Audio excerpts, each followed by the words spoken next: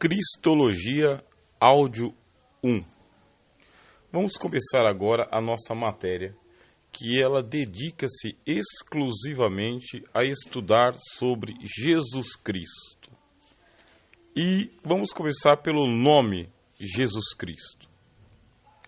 Jesus no português.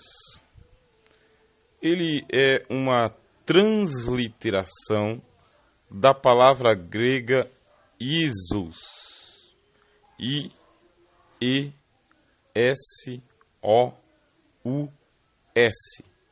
Iesous. Esse Iesous, ele também é uma transliteração da palavra hebraica Jehoshua. Jehoshua, que também se transformou na palavra Joshua. Esse Joshua, ou Jehoshua, ele é a mesma palavra Josué e também é a mesma palavra José. Portanto, quando você está falando Jesus em português, você está falando Iesous em grego e está falando Jehoshua em hebraico, ou Joshua, ou Josué, ou José. O significado é o mesmo. Por que acontece esta transformação na palavra? Quando estamos estudando gramática, nós descobrimos que existe uma área da gramática chamada morfologia. A morfologia é a parte da gramática que estuda a transformação de uma palavra em outra. E se você quiser saber a origem da palavra, você precisa, quando está estudando gramática, estudar etimologia. Etimologia gramatical. A etimologia é a área da gramática que estuda a origem da palavra. Portanto, nós nos perguntamos, qual que é a origem da palavra Jesus?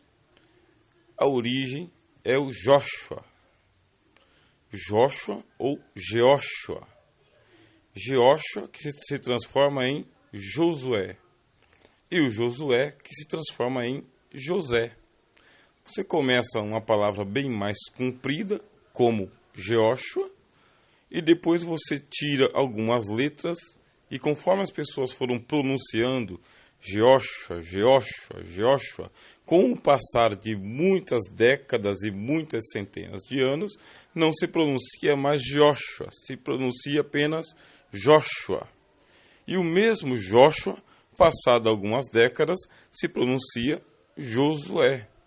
E o mesmo Josué, passado algumas décadas, se pronuncia José.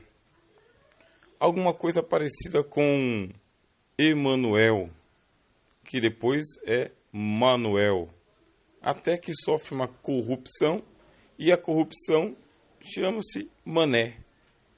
O mesmo Mané é o Manuel, é o Emanuel, e assim por diante. Ora, e qual é o significado da palavra Jesus? Salvação. É a raiz da palavra hebraica que significa salvação, Salvador. Quem é que deu este nome de Jesus ao Cristo? Foi o anjo Gabriel. Foi ele quem disse a Maria que assim que Jesus Cristo nascesse, o nome deveria ser colocado como Jesus, porque ele salvará o seu povo dos seus pecados. Mas não pense que é um nome exclusivo. Assim como o pai de Jesus chamava-se José, e o nome José e Josué era muito comum na época de Jesus Cristo, o nome dele também era muito comum. Haviam centenas de milhares de homens que se chamavam Jesus, em homenagem a Josué, o grande libertador, o libertador do povo de Israel, que fez a conquista das terras de Canaã depois da morte de Moisés. Outra coisa, o filho geralmente ele era batizado com o nome do pai também. E fazia-se pequenas modificações mesmo, modificações de letras. Dentro da cultura bíblica, o nome ele tem um significado espiritual. Não se trata apenas de uma homenagem, como acontece na cultura brasileira, como uma espécie de vou colocar o nome do meu ídolo no meu filho. Não. Dentro da cultura bíblica, o nome ele está carregado de uma herança espiritual, um significado espiritual. E conforme o nome que você batiza a criança, este vai ser o destino da criança também. Ele está vinculado ao nome. Gabriel sabe disso. Portanto, ele orienta Maria a batizar Jesus Cristo com o nome Jesus, Isus, Yoshua. Ele salvará o seu povo dos pecados deles. Bom, aqui a gente já sabe alguma coisa. O nome Jesus significa Salvador ou salvação. E poderia ter sido pronunciado José também, ou Josué. Agora, aí você pergunta, mas eu já ouvi falar que o nome dele é Yeshua. Ótimo, é isto mesmo. Eu aportuguesei a pronúncia do nome Joshua, porque lá no hebraico seria Yeshua. Quando você escreve Yeshua em hebraico, você puxa no final o A, porque a pronúncia era apenas esta, Yeshu. Apenas Yeshua. Esse A, quando ele é pronunciado, ele é lá dentro da garganta. É um A gutural. Yeshua. Você quase que não ouve ele. Por isso que os hebreus ou os judeus, quando foram pronunciar o nome de Jesus, pronunciavam Yeshu. Yeshu. Yeshu. Apenas Yeshu, sem o A. Porque o A ele é um A gutural, ele é dentro da garganta. Na hora de escrever é que você lê Yeshua. Aí coloca-se um apóstrofo depois do U. Um apóstrofo ele é uma vírgula em cima do U. E depois você puxa um A e esse A com acento. Yeshua. Só que você só percebe isso quando está escrevendo Yeshua. Mas quando você está pronunciando, não se pronuncia Yeshua, se pronuncia Yeshua. Você ouviu o A? Não, porque ele é dentro da garganta. E nós, que somos de fala latina, porque o português ele tem origem nas falas latinas, nós que pronunciamos Yeshua, o fazemos por vício de linguagem. E não temos facilidade em pronunciar nenhuma das letras que são guturais. Gutural é uma letra pronunciada dentro da garganta. Yeshua, lá dentro da garganta. Nós temos dificuldade. Os orientais, como os hebreus e os árabes, têm mais facilidade. Nós, não. Continuando. Yeshua, Yeshu, Jesus, Jesus, Joshua, Josué, José. Esses são os nomes de Jesus Cristo ao longo das eras. Existe uma seita, que é a seita dos testemunhas do Yehoshua. A seita das testemunhas de Yehoshua eles cometem um erro, porque dizem que o nome de Jesus não poderia ser traduzido nem transliterado, que ele não sofreria morfologia. E que quando nós pronunciamos o nome Jesus, nós estamos cometendo um sacrilégio, uma heresia, uma blasfêmia e uma idolatria. Pois bem, isto é falta de conhecimento. Nada a ver. Testemunhas de Yehoshua. O nome de Jesus pode ser transliterado, pode sofrer a morfologia. Isso não modifica em nada, porque o importante é que na raiz da palavra, salvação, está o significado do nome que o anjo Gabriel colocou em nosso Senhor. Portanto, está correto chamarmos Jesus em português de Jesus. Não precisa chamá-lo de Yeshu em hebraico, nem Yehoshua, nem de Joshua, nem de Jeoshua, nem de Josué, nem de José e nem de Isos. Pode chamar de Jesus mesmo. Ele atende, ele entende, ele ouve, ele é invocado por este nome. É este nome que está acima de todo o nome. É um nome que o anjo Gabriel o batizou, dando ordens expressas a Maria sobre isso. Mas não é apenas Jesus. Você também o chama de Jesus Cristo. Jesus Cristo é a junção de duas palavras. Jesus é o nome e Cristo é o título. Cristo não é sobrenome. Cristo é um título pelo qual o nosso Senhor era tratado nos dias de sua carne, enquanto andou entre nós, e depois foi o pronome de tratamento que era empregado depois de sua glorificação. Ele é o Cristo. Cristo em português. Christos em grego. E Messias em hebraico. Quando eu falo Messias, eu estou aportuguesando a palavra hebraica Machia. Então, o Machia, o Messias, ele é o ungido. Ungido.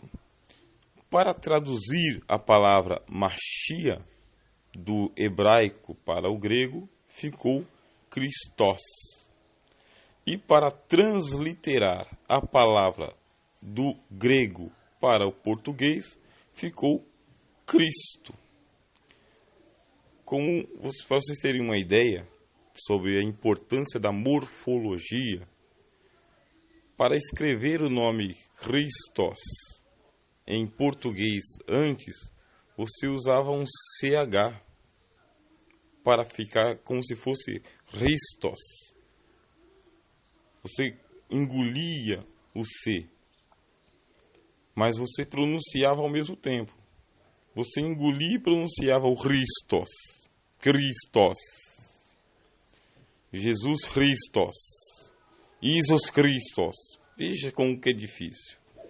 A morfologia ajudou.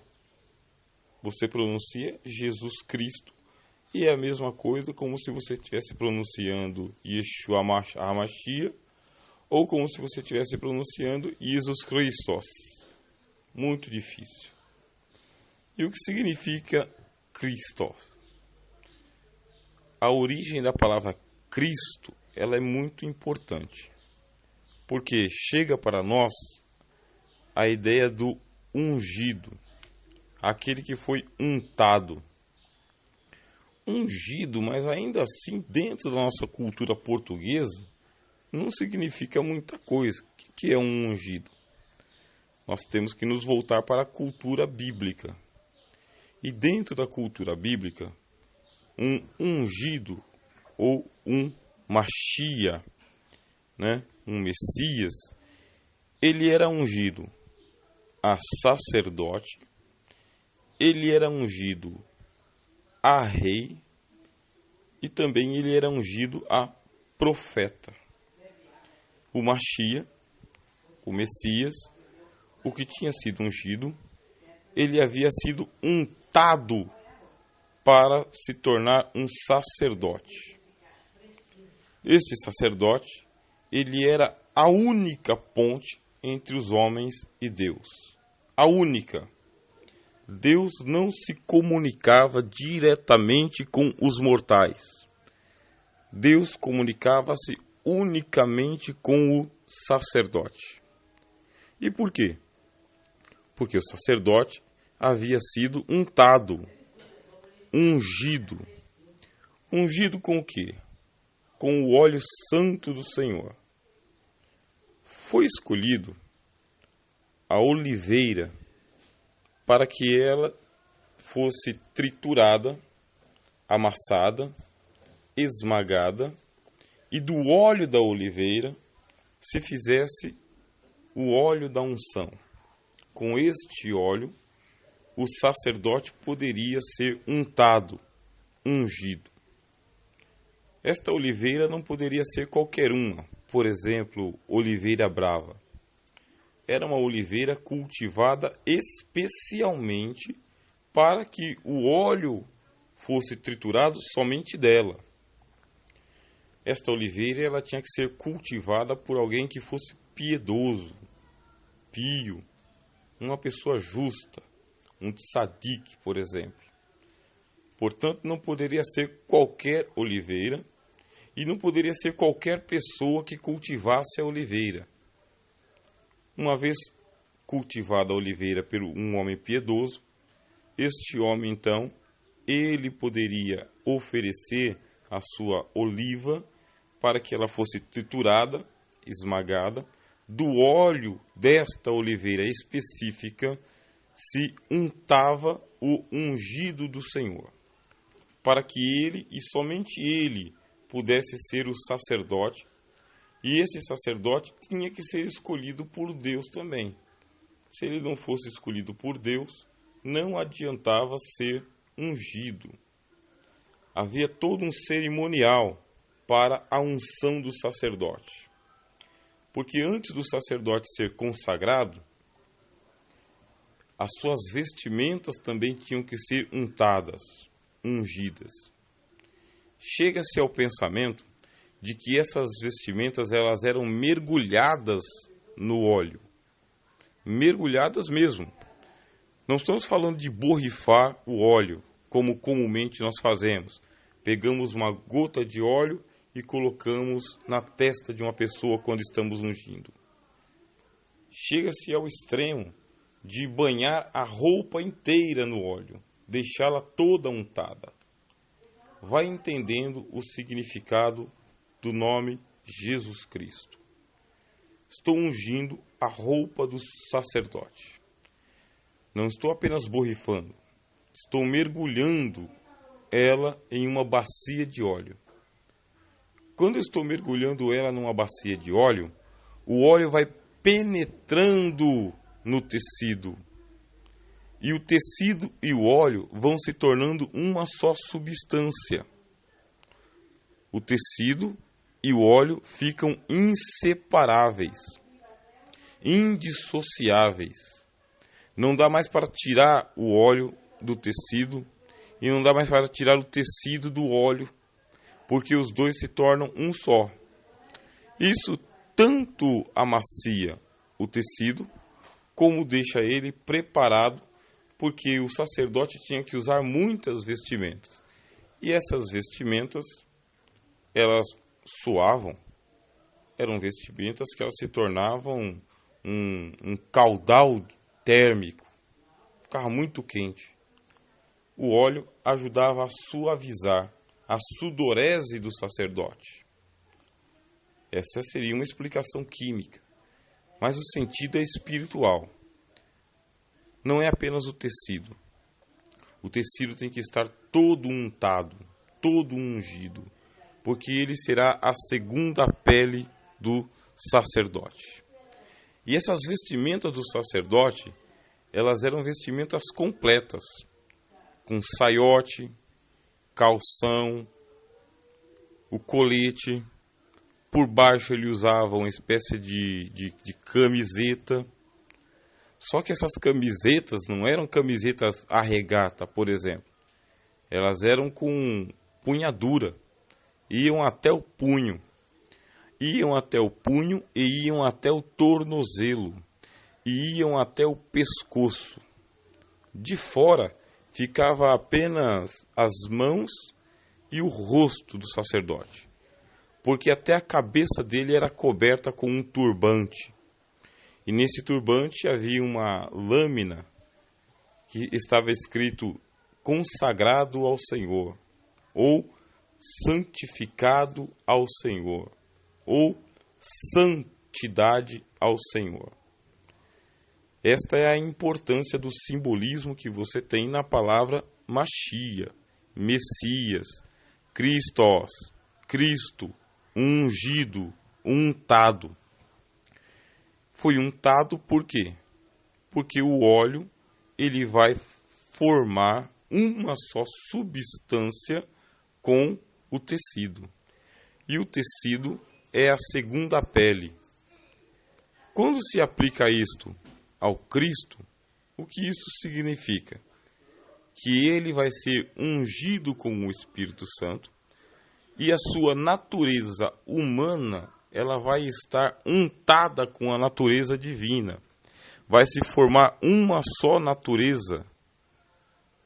Ou seja, o Cristo, ele é santo. Ele é santo em sua plenitude. E ele é santo na sua carne. E a carne, ela forma para Jesus Cristo a sua segunda pele. Qual que é a primeira pele de Jesus Cristo? A sua divindade. O óleo representa a divindade de Jesus.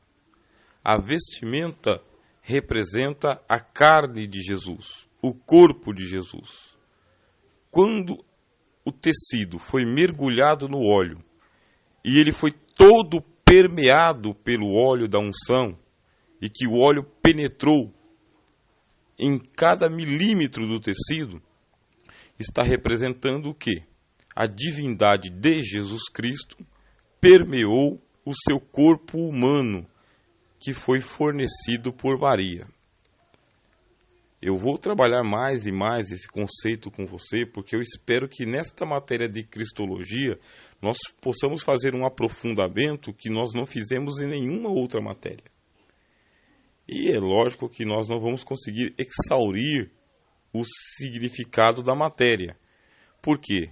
A própria igreja demorou 500 anos contínuos para poder ter uma cristologia bem fundamentada. Nós vamos demorar um mês e meio. Por isso, guarde cada áudio e repita ele quantas vezes for necessário. E depois vá fazer as suas verificações nas fontes dos dicionários, enciclopédias e muitos livros de cristologia que estão disponíveis. Voltando aqui. O que significa Machia? Ungido. Ungido com óleo. O óleo da oliveira. Uma oliveira específica que ela era cultivada por um homem piedoso em um campo do oleiro. Só que esse campo do oleiro ele era um olival e nesse olival era extraída a oliveira que era esmagada, triturada para poder dar o óleo da unção. Quando se fala que a oliveira ela é triturada, é justamente representando que a divindade do Senhor Jesus Cristo, ela é diminuída, ela passa por um sofrimento, uma espécie de esmagamento, diminuição. Quando vai acontecer a encarnação do Senhor Jesus Cristo, a própria encarnação já é um sacrifício. A própria encarnação, ela já faz parte do sacrifício pascal. E isto, somente os estudantes de Cristologia têm acesso e conhecimento. Porque existe uma cristologia populista. E a cristologia populista, ela não se preocupa com os detalhes e pensa que o sacrifício do Senhor Jesus foi somente aquele da cruz. Você que agora é um estudante de teologia, um cristologista, se quiser fazer especialização nessa área, você vai ter material para a vida inteira. Você já está descobrindo. O sacrifício de Jesus Cristo na cruz, ele faz parte do sacrifício. Mas ele começa já na própria encarnação do Verbo de Deus. Já é um sacrifício, já é um sofrimento, porque ele é Deus. E como Deus, ele vai se diminuir, se esvaziar, se sacrificar. Ele passa por um processo de esmagamento da sua divindade, da sua plenitude. E ao apertar a oliveira e ao sair o óleo da oliveira, então é esse óleo que vai entrar no sacrifício. Esse óleo que vai entrar no ritual. Ou seja, a divindade de Jesus Cristo, na sua plenitude, passa por um esmagamento, passa por um processo e desce. E quando desce, vai se revestir da carne humana. E ao se revestir da carne humana, começa-se o sacrifício do Senhor Jesus. Acompanhou? Eu quero terminar logo esse áudio, para você não ficar aí cansado de ouvir. Espero que você ouça ele mais outras vezes, porque eu ainda tenho que falar sobre o sentido grego da palavra Christos. Porque eu estou falando no sentido hebraico e falei só o comecinho. O sentido hebraico, ele é aquele que é ungido com o óleo. Ele é ungido para sacerdócio. Expliquei um pouquinho sobre sacerdócio. Não expliquei nada sobre rei e não expliquei nada sobre profeta. Só que a ideia está implícita, tá bem? Jesus, ele foi ungido a sacerdote, profeta e rei. Este é o sentido hebraico. Ele foi untado para isso. Ele desceu para ser o sacerdote, o único que pode levar o homem até Deus. Deus não fala com o homem diretamente, Deus só fala através de um mediador, e o mediador é o sacerdote. O sacerdote que é constituído para oferecer diante de Deus as orações e os sacrifícios que fazem propiciação pelo pecador. O que é propiciação? É tornar Deus favorável a ouvir e atender aquele que não merece ser atendido. Isto é propiciação. Senhor, sê propício a mim. Propiciar é dar uma propriedade para que, tá bom, eu vou fazer aqui um meio termo, nesse meio termo nós vamos nos comunicar. Eu vou te favorecer. Isto é propiciação. Deus propício. Mas também Jesus Cristo foi ungido profeta. Porque o profeta é o único canal de comunicação entre Deus e os homens. O sacerdote, ele é o canal de comunicação entre os homens e Deus. Mas o profeta é o único canal de comunicação entre Deus e os homens. Pelo sacerdote, as orações sobem. Pelo profeta, a palavra desce. Se o sacerdote não for profeta, Deus não fala com os homens. Se o profeta não for sacerdote, então Deus não fala com os homens. Você está entendendo? O sacerdote precisa ser profeta para que Deus fale com os homens. Do contrário, apenas ele fala com Deus, mas Deus não fala com ele. É necessário a junção de ministérios para que haja uma completude. Jesus Cristo é o perfeito sacerdote porque ele fala por nós diante de Deus. E ele é o perfeito profeta porque por meio dele Deus fala conosco. E Deus não fala diretamente com os homens. Deus fala por meio do profeta. Somente por meio do profeta. E Jesus Cristo também foi ungido rei. Porque o rei, ele é a ligação entre homens e homens. Ele é a ligação entre o sacerdócio e o profeta e os homens. O rei não é o representante diante de Deus. Deus não fala diretamente ao rei. Deus só fala ao rei por meio do profeta. E o rei também não fala diretamente a Deus. O rei só fala por meio do sacerdote. A menos que o rei seja profeta ou ele seja sacerdote, aí não existe uma perfeição. Davi, por exemplo. Deus falava com Davi porque Davi era profeta. Mas Davi não era sacerdote.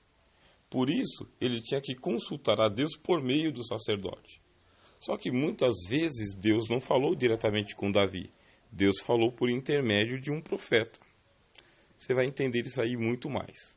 Com Jesus Cristo não haviam essas barreiras. Ele foi ungido rei. Ele foi ungido sacerdote. Ele foi ungido profeta. Ele é perfeito. Terminando. O sentido grego da palavra Christos é ungido também. Só que não é um ungido no mesmo sentido que entre os hebreus. Ele é ungido por um processo de julgamento. Para receber a unção, ele tem que ser ele tem que passar por uma crise, ele tem que passar por um acrisolamento, ele tem que passar por um julgamento, por um juízo. Ele é ungido para julgar. Ele é ungido juiz. Ele é ungido porque ele tem justiça, ou para ser justo, ou para impor a justiça. Este é o sentido da palavra grega Cristo. Faltava isso lá no conceito hebraico Machia, já que o Machia é ungido sacerdote, profeta e rei. O juiz não era ungido, mas na sociedade grega, o juiz ele é considerado aquele que passou por um juízo, por um acrisolamento, por uma cristianização. Um Christos é alguém que tem juízo, razão, ciência, conhecimento, discernimento, que sabe diferenciar. Estou fazendo a introdução e estou deixando você aí com esta gota de mel na ponta da língua.